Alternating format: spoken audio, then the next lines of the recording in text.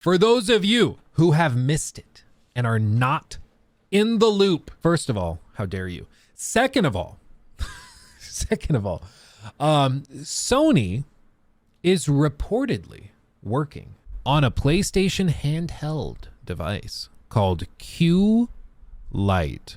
It will supposedly require a constant internet connection, as it's designed for remote play with a PS5 instead of running games locally like a Steam Deck or a Nintendo Switch. So it's kind of like a PS5 remote with a screen.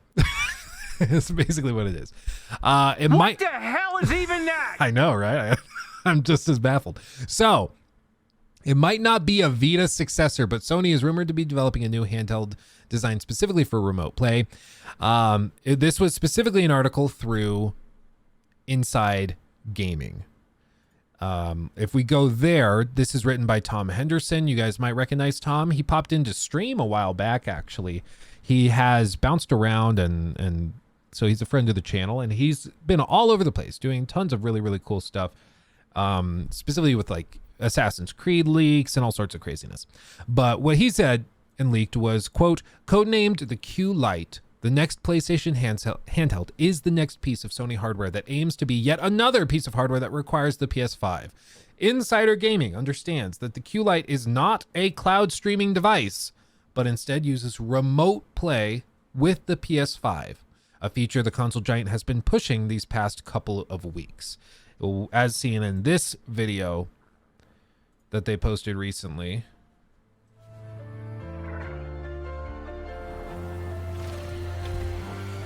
First of all, where can I get that laptop? Isn't that great? Look at those bezels. This thing would break instantly. I know, like, this is really cool, having a phone with no bezels or anything, but let's be real. It's totally impractical. If you so much as breathed on it wrong, it would crack. It'd be terrible.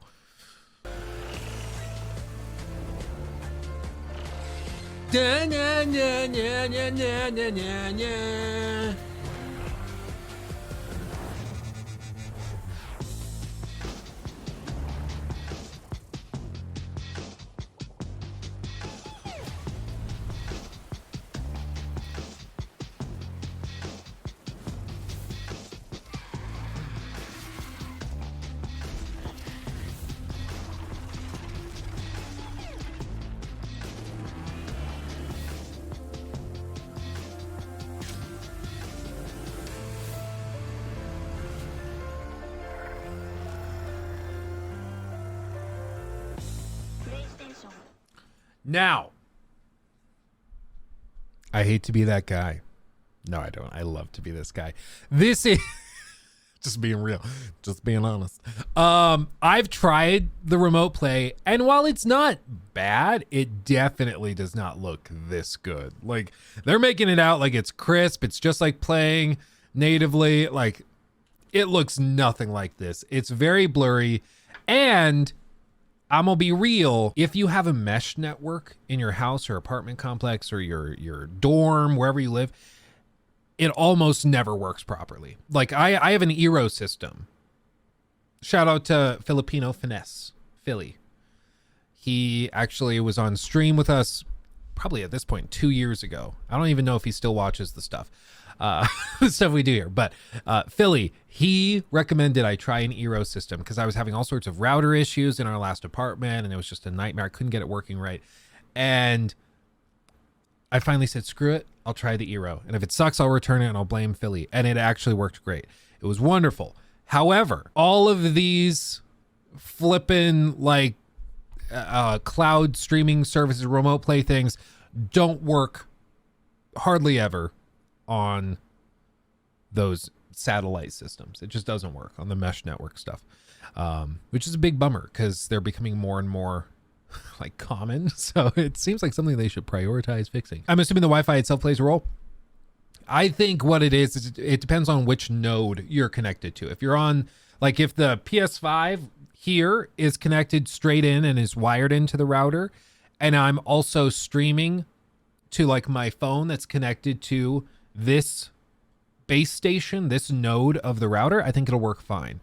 But if I was upstairs in like my bedroom where it is going through one node on the main floor and another node on the top floor, I don't like that never works properly. It has to be like within one node, if that makes sense.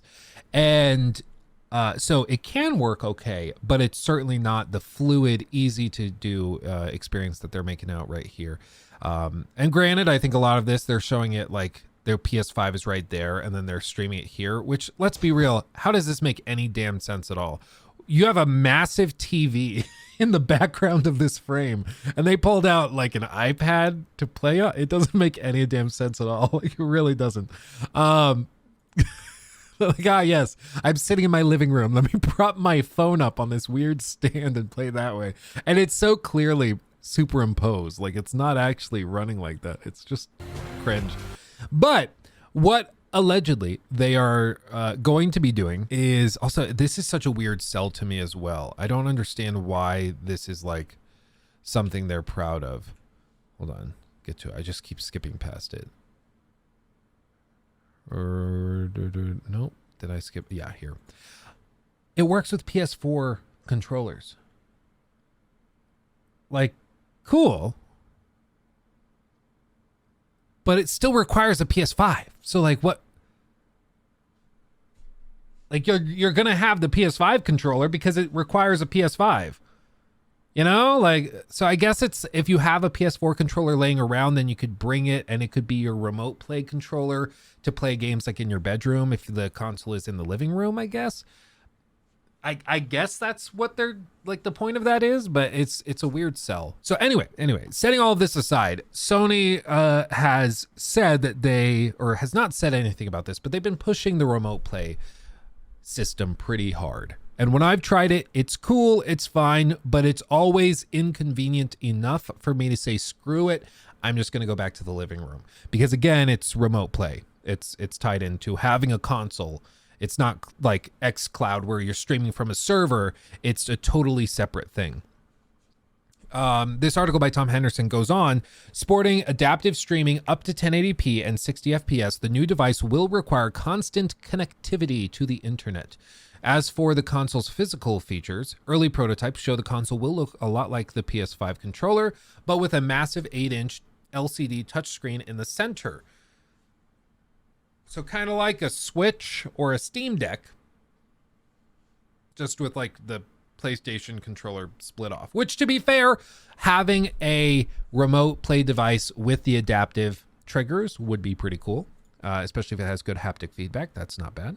It supports adaptive triggers for haptic feedback and will include what you come to expect from a handheld, volume buttons, speakers, and audio input jack, etc. Will it have Bluetooth audio for headphones? Because Jesus Christ, it took the Switch like, what, 3-4 years? Like, pretty hilarious.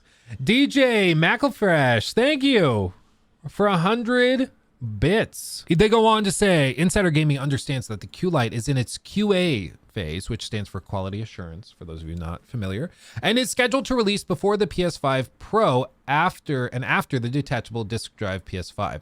Yeah, if you're not familiar with these rumored things, there is apparently a disc drive for the PS5 that they're rumored to be making, which will make it so you can have a PS5 discless, but then occasionally pop in and plug in a disc drive if you want to play games. My hope would be that's for people to like, that would be for people to be able to play like backwards compatible games, but let's be real, it's probably just so that they can charge you for a disc drive after the fact and after you realize that you needed it.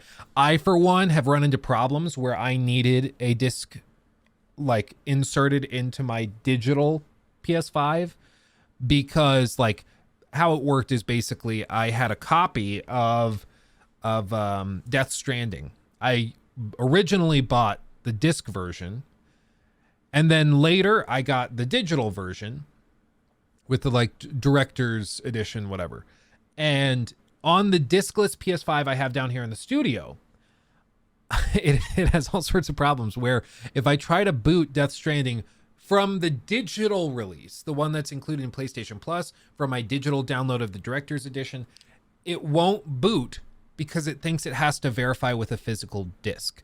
But the operating system within the PS5 is so stupid, it can't tell that it doesn't have a disc drive to just force the online version of the game. So I can't play Death Stranding down here on this console. I just can't. Even though I own like 2 versions of the game, I can't. It's ridiculous. It's insane. It's insane. Rari, thank you for the 100 bits as well. Since this new handheld comes with a screen, do you think it will be a better experience for remote play due to not being your phone? I may get this, to be honest. I may try it myself, depending on like what it actually looks like. And if it has like good battery and if it offers better connectivity and lower latency and things like that than your phone. But let's be real. A modern iPhone, for example, or a modern, S22 Ultra or S23 Ultra, if you're using like a flagship device and it's on you already, then you're dealing with like a very, very high resolution screen, very high quality audio interfaces, ridiculous power, and it's something you carry with you all the time anyways.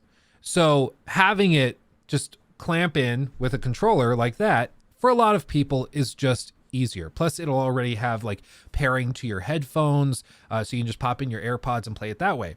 The downside though, Rari brings up a good point. I saw where I was going with this. The downside is that then you don't have your phone, right? Like it's mounted up there and you're playing off of this. And so you can't actually use your phone while you're playing the game, which some people are like, cry me a river. You're playing a video game. Why do you need your phone as well? But it is a thing. Like if you want to be able to watch a YouTube video, like from Luke Stevens live clips, or Luke Stevens, the main channel, you could be watching that separately in addition to playing the game. And that would be nice, right? That would be nice. Maybe they have some surveys or something that tell them this is more likely to be successful than it seems to me. But this seems like such a weird product. Like it's almost like you guys might have heard of the upcoming device from Apple. Apple is reportedly working on a VR headset, but a lot of Apple engineers apparently are really worried that it is a product in search or a solution in search of a problem. It is a product that doesn't really serve any purpose. It's just kind of a thing, I'm sure it's going to be amazing to use and I'm sure it's going to be intuitive and great, but it's not clear like why you would use this. Like Tim Cook has said in a recent interview, AR could greatly enhance people's communication and connection. Okay, but like if I'm sitting here on stream, why would I need it? If I'm at a coffee shop, why would I put this on? I'm sure it has great pass-through. But like, do you really think I'm going to go sit in a Starbucks with this thing strapped to my dome? Probably not. But then again, I'm sure a lot of people also will. And my fear is that and it can't game as far as we can tell as well, which is mainly what VR is seen for a lot of young people as the main use case for it, which maybe this is, if anybody could make VR and AR a bigger deal, it would be Apple. So who knows, maybe they'll figure it out. But this seems to be one of those situations where they've created a product that is a solution in search of a problem. And in the case of this product here, my fear is that this is the same sort of thing where it's a thing Sony has built that services a customer that doesn't really exist with a product that is not that like doesn't have that appealing of a value proposition, because let's be completely honest, with Sony's past, I would guess that this thing probably costs $300 as well, in which case, again, why wouldn't you just get this thing that can play the remote play and xCloud and everything else? Like, it's a lot harder to say that the Sony one is a better value because it's only remote play for PlayStation. And furthermore, in the age of the Steam Deck, where stuff is played natively, yes, you're limited by the quality and capabilities of the Steam Deck, but the reason the Steam Deck has been so successful is because you can play stuff offline, which, for example, like if this is remote play, it's tied to your console. It's not even necessarily tied to the PlayStation Now cloud streaming thing. Maybe it'll also support that, but this whole article is built on how it's actually specifically that it requires a PlayStation 5. It is not a cloud streaming device. That's what they understand from their sources. And that would mean that there's no bringing this thing to the airport or with you traveling connected to the Wi-Fi and stuff. Like there's nothing like that. With all this said, my fear with all of this is that it's just a solution in search of a problem. In the case of Sony with this, I don't really know who this caters to. I'm going to be real. I don't know how many people are going to spend because let's be real, I don't think this thing is launching for less than like $200. I really don't think so. If they charge $70 for a controller and they're going to slap a screen on it and then a processor for like remote play stuff and speakers and stuff, they're going to charge at least $200 for this, probably more like $250 to $300. That's what I would guess. They don't have any specific info on pricing, but I don't think this thing launches for less than $250, probably more like $300. And at that point, who is going to be buying a $300 device that can only connect to the PlayStation for remote play and can't even do other cloud stuff? Maybe it can also do PlayStation Now. That makes it a bigger sell and more likely that people would get it. But that's a tough sell, dude. It really, really is. As previously mentioned by industry insider Jeff Grubb, Sony is planning to announce its, quote, second phase of the PlayStation 5, end quote, which was referenced to its future game slate. Ironically, though, this second phase is very much true for Sony's hardware offerings, with the new detachable disk drive PS5, Project Nomad, which is wireless earphones, Project Voyager, which is a wireless headset, and Q Lite, which is this thing, all scheduled to release within a very short period. It's also understood that the PS5 Pro is aiming for holiday 24 release. So whenever Sony's next PlayStation showcase will be, it will seemingly be a big one. Personally, I don't see any reason to buy wireless headphones or earphones from them. I'm good. I like my AirPods Pro and AirPods Maxes. I don't need more. Project Voyager wireless headset. This could be compelling, especially if they can keep the OLED quality there. I'm worried about the dynamic resolution stuff with the optical tracking stuff that they do, because that relies a lot on latency, and I don't know how that happens wirelessly. But this thing, I mean, if the PSVR 2 headset is $500, a wireless variant is probably up towards $1,000, I would guess. In which case I'm not interested. I'm good. There aren't enough games to justify it at that price point for sure. It's already a tough sell at 500, at 1,000 and closer, even if it's 800 or something. I just don't see it. And the Q Lite, I don't understand why anybody would buy something like this. I really don't. He took my thing.